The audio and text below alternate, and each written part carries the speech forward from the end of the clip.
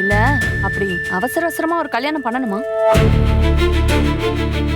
பொறுமையா ஒரு வருஷம் போட்டுன்னு விட்டு கூட கல்யாணம் பண்ணலாம்ல? நான் சொன்ன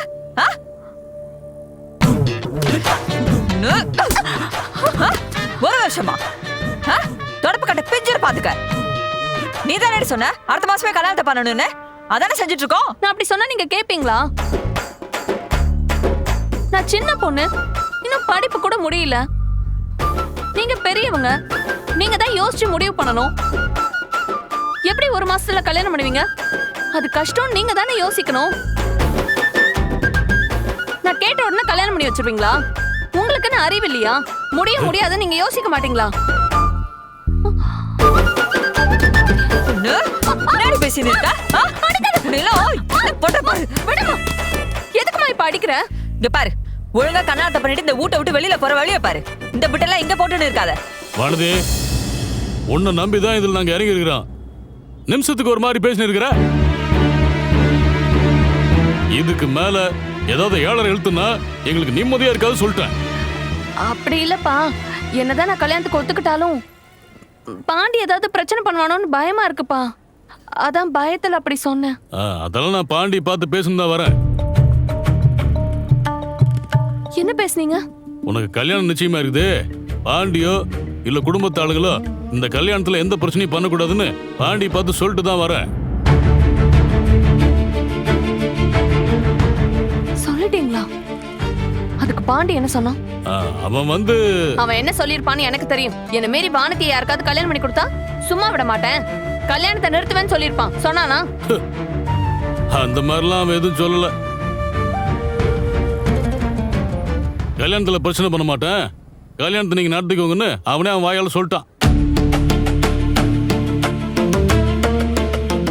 அதனால நீ வாழை சுருட்டிக்கின்னு இந்த கல்யாணத்துக்கு ரெடியாகிற வழியை பாரு.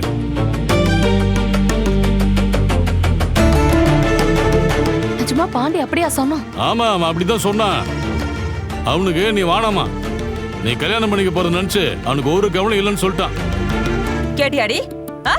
கேட்டியா? இத்தோட இந்த தொல்லை விட்டுதுன்னு நினைச்சிட்டு நாங்க காமிக்கிற பையனை கண்ணாலம் பண்ணிக்கிட்டு ஃபாரினுக்கு போ, இல்ல எக்கட கெட்டு போ. நாங்க சொன்ன தேதியில உனக்கு அந்த செந்திலுக்கும் கண்ணாலம், அதுல எந்த மாற்றமும் இருக்க கூடாது.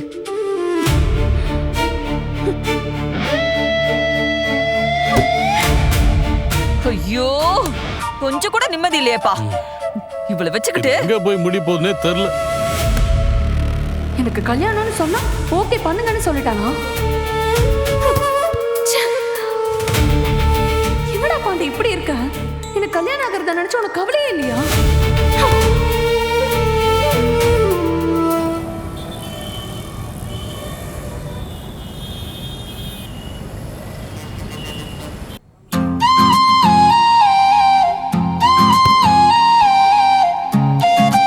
அது கண்டிப்பா நான் உனக்கு பிடிச்ச மாதிரி நடந்து போறேன்ல. நீ வேணா பாரு, 6 மாசம் முடியறதுக்கு முன்னாடியே கண்டிப்பா உனக்கு என்ன பிடிச்சிரும். என்னண்ணே செட்டப் ஆக்சிடென்ட் கண்டுபிடிச்சிட போறாங்கடா. அப்படியே ரிவர்ஸ் கீரை போட்டு பாடியை பார்க் பண்ணு.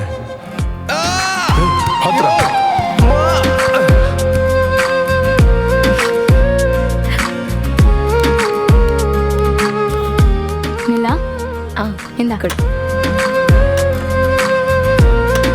நிலா. என்னடி தானா சிரிச்சிட்டு இருக்க? இல்ல, சோழன் எந்த மாதிரி கேரக்டர்னே தெரியலடி. நீயும் இந்த ஹாஸ்பிட்டல்ல கூட இருந்தல்ல? முதல்ல அது ஹாஸ்பிட்டல்ல இல்ல. கரெக்ட் தான். எப்படி நம்மளே நம்ப வச்சிட்டாரு பாத்தியா? ஆமா ஆமா. ஃபர்ஸ்ட் கொஞ்ச நேரத்துக்கு அது ஷூட்டிங் ஹாஸ்பிட்டல்னு எனக்கு க்ளூவே இல்ல. எனக்கும் அதே ஃபீல் தான்.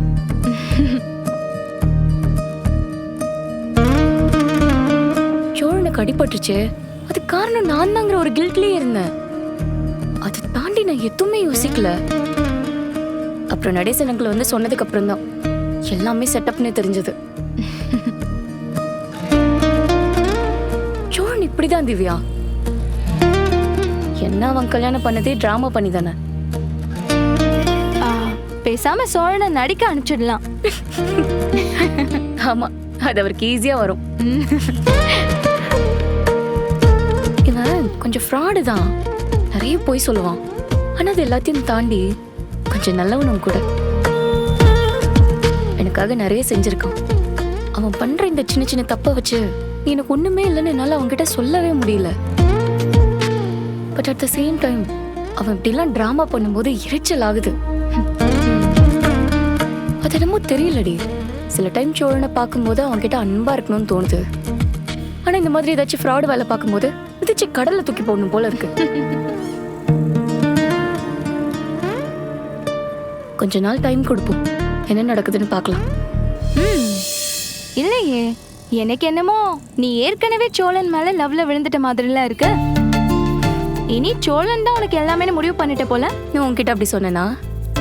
நீ சொல்லல, எனக்கு உன்னை பார்த்தா அப்படிதான் தெரியுது. அதெல்லாம் ஒன்றும் இல்லை, எனக்கு அவனை பிடிக்கும். ஆனா எனக்கு அந்த பொய் சொல்ற ஃப்ராடு வேலை பண்ற சோழனை பிடிக்காது. இந்த 6 மாச டைம்ல எப்படி இருக்கான்னு பார்ப்போம். ம் ம் சரி சரி.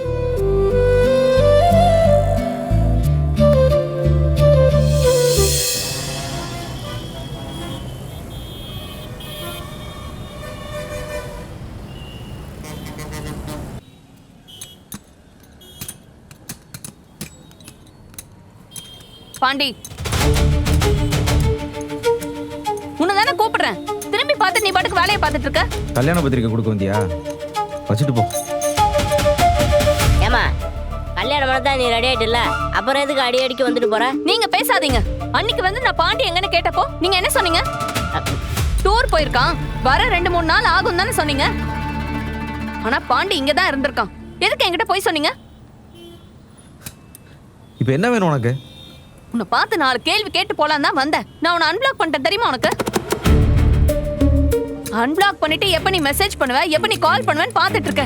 ஆனா நீ ஒரு மெசேஜ் கூட பண்ண மாட்டேங்கிற, ஒரு கால் கூட பண்ண மாட்டேங்கிற. இதான பேச வேண்டாம், கல்யாணம் பண்ணிக்க போறேன்னு சொல்லிட்டு போனேன். அப்புறம் எதுக்கு நான் உங்ககிட்ட பேசணும்?